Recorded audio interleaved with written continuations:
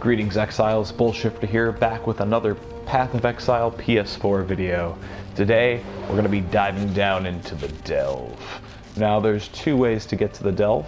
One, if you've been there before, there will be a waypoint created when you've been there, and you can go down and come to the right here and go to your mine encampment. Otherwise, you'll find your buddy Nico here hanging around towns. You can always come talk to him. And when you're not actually in the Delve already, you'll have an option through him to go to the Delve. Now, some things to know about the Delve before heading in.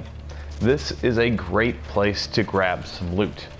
There are some requirements, some things that you'll want before going in. But it is very rewarding for, very little risk. The worst thing that happens is you die and lose a little bit of experience.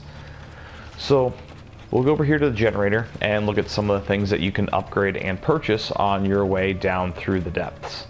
There is sulfite capacity.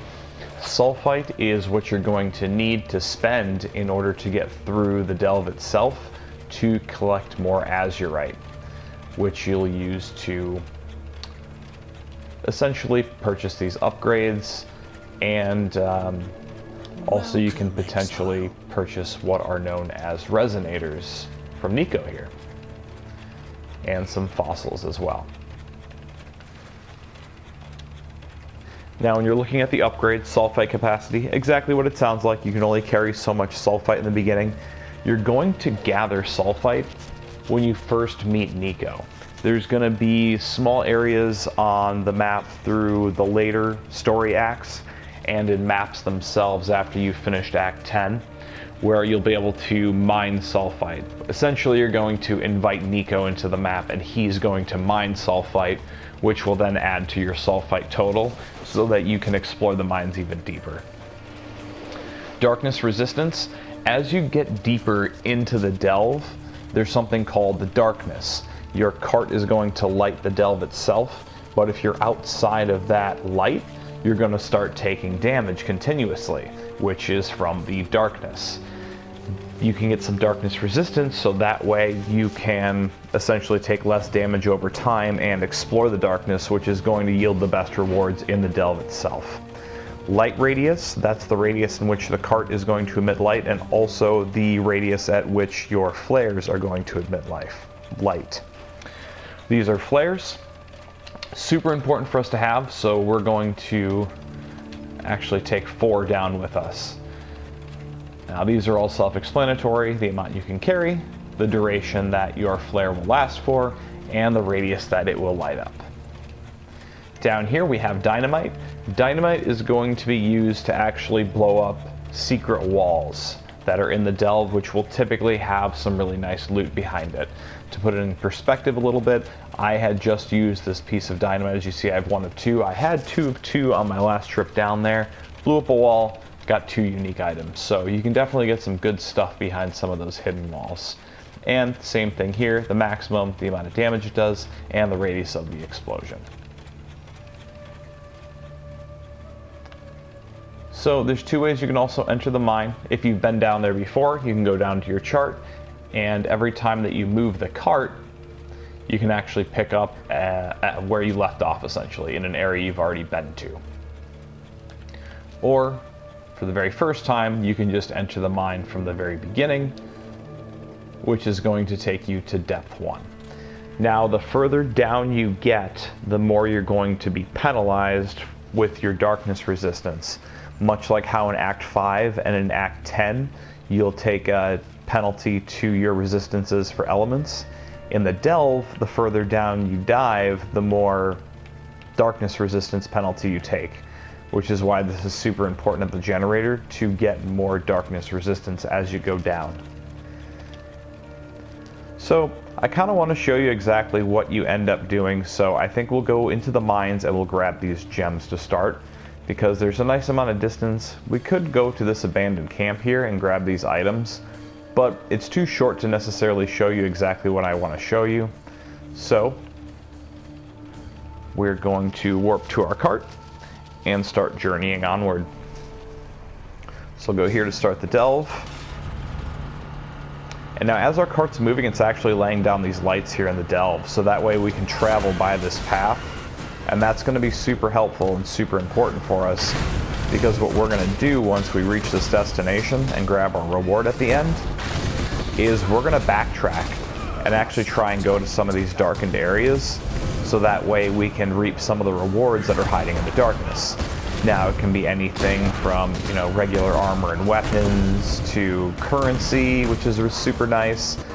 There can be Resonators there, and there can be fossils. And I'll kind of go through Resonators and fossils and what they are and what they do here more towards the end of the video.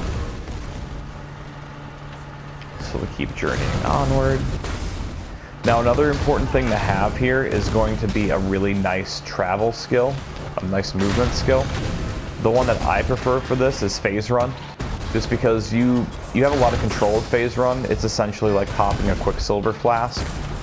So you're really just getting a movement boost and just kind of running through the map about as quickly as you would with a Quicksilver flask. As you can see, that little yellow dot, that's our destination.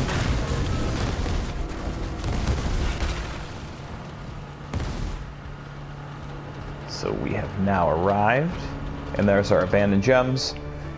And every time that your cart reaches its destination, you will have to hit X, and it's going to trigger an encounter. So we're going to get attacked here, so what I'm going to do, lay down some corpses, and we're going to be prepared for this fight.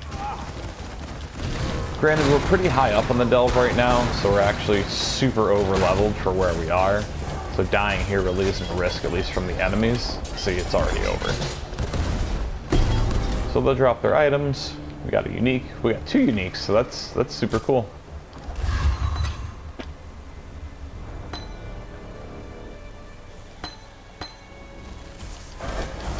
These guys. We'll grab our goodies. So now we've gone ahead, and if you look at the map, which you can look by choosing destination, now we have a waypoint here as well. So now we can continue onward and keep grabbing all these rewards as we go through it. Which one of the more important ones is going to be Azurite. Like I said, this is the currency you're trying to grab. However, we're going to go and backtrack into the darkness just to see if we can find some good stuff. Now, this can be pretty hit or miss, and the deeper you are into the delve, the better your rewards are going to be. So up here towards the top, we may not find a whole lot, but I just want to kind of give you guys an idea of what you're going to be trying to do.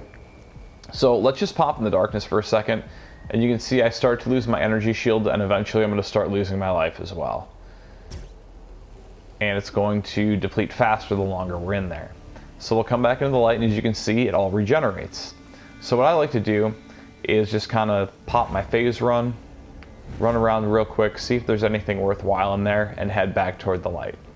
Now, if there is anything worthwhile in there, I'm going to go ahead and pop the flare. If we need to, it might be close enough to where we can just kind of run in there, take what we want, and move on.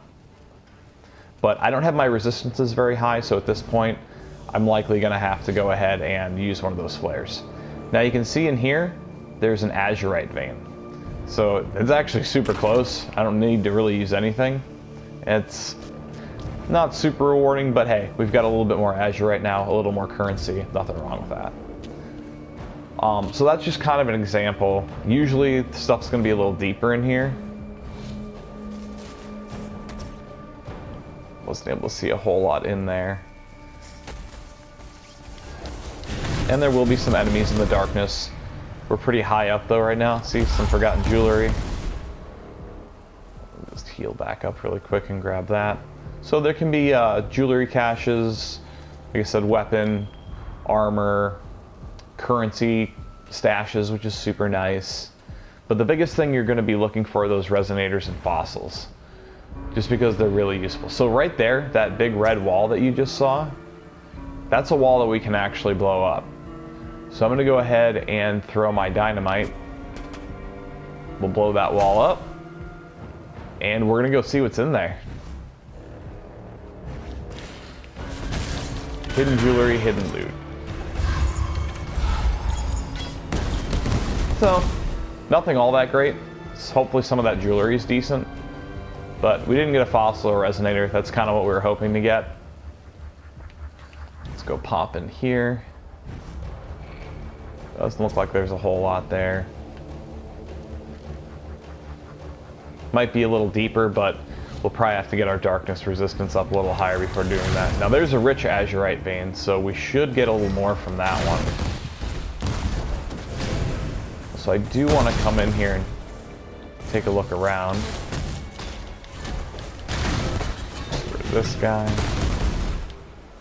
So a couple pieces, not bad. And you'll notice our flares are giving us some darkness resistance. They will eventually end up running out though, right there. And we'll have to run back to our light. So, I mean, we're not necessarily running into anything too spectacular, but as I mentioned a couple times, we're, you know, kind of towards the top of the actual mine itself. As we get deeper, we'd run into some better items. So the more you progress, the better items you're going to get. Pretty self-explanatory. That's pretty standard with the rest of the content in the game also. I was just hoping maybe we'd kind of get lucky. Another thing you can do to kind of help you out in those areas, if you do have reduced damage over time gear, that will also stop you from gaining as much damage because the darkness damage does count as damage over time. Also, just any sort of health potions, health regen. The instant health potions I find help a little more than the others. So not a whole lot in there really. So that really kind of covers what you're going to be trying to do here in the mines themselves. When you bring up the mine map, you can go to any of these waypoints and actually fast travel there, much like they were, you know, a waypoint in the overworld.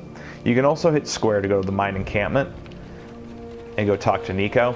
Now this isn't a bad idea to do because for one, we've only got 2 of our 4 flares left. We used our only dynamite, so we can always go back here and purchase some more, which is why it's nice we found some azurite on our way there also. And another thing that's nice is it's actually going to refill all of our flasks. So, you know, with my phase run, it does have a bit of a recharge until I can use it a second time, but I can supplement that by using quicksilver flasks. And every time you go into a town, it should refill your flasks. Although, actually it looks like my health flask didn't refill. Let's go back down and see if it refills once we're down there. It may not count this as a town for some reason. No, it doesn't. Well, that's unfortunate. Greetings. But right here, so this is a fossil, and this is kind of what all fossils do. They work like crafting materials, much like the essences that I had kind of gone through in my crafting video, except instead of giving you one exact guaranteed stat and a bunch of other random stats, it's going to kind of weigh the RNG in one way and against another. So this one, for example, more armor, energy shield, or evasion modifiers, no life modifiers. So if I use this in a resonator and then use it on an item, the stats or the affixes it's going to get are going to be more likely for more armor, energy shield, and evasion modifier, and I'm not going to get a life modifier. Now, that doesn't mean I'm guaranteed armor, energy shield, and evasion. It's just the rolls are going to lean that way a lot more than other stats. Now, you need to put the fossils into resonators to be able to use them. These resonators, think of them kind of like empty versions of your crafting currency that we've gone through before. So if you look at the descriptions, this upgrades a normal item to a rare item. Probably sounds pretty familiar. Now the awesome thing is we can store up to 3 fossils in that, so we can kind of weigh exactly what kind of affixes we're going to get from that resonator. So you kind of have to rely on RNG a bit less when you're using this method for crafting, which is kind of the appeal of going down, delving, picking up fossils and picking up resonators. Now you can always buy them. However, even as I was just exploring the upper levels before making this video, I managed to hit 2 stashes of resonators. Now they're smaller resonators. As you can see, these ones only have 1 socket and this one only has 2. But as you delve down deeper, you're going to find better and better ones. So that's essentially what you're going to want to use the delve for. I highly recommend doing this content and grinding it out because it is going to give you a much better opportunity to add the affixes that you want to your gear without having to rely so much on RNG. So that'll sum up the video for today. I do plan on having quite a few more videos coming out this week. I want to try and get through a lot of these beginner guides so that I can start streaming in the next week or two, go through with a fresh character, and we can kind of connect all of the videos that I've made into one giant playthrough over time. So thanks again for watching. Hope you enjoyed the video. Hope you continue to enjoy the videos. This has been BullShifter, and until next time, may the RNG be with you, always.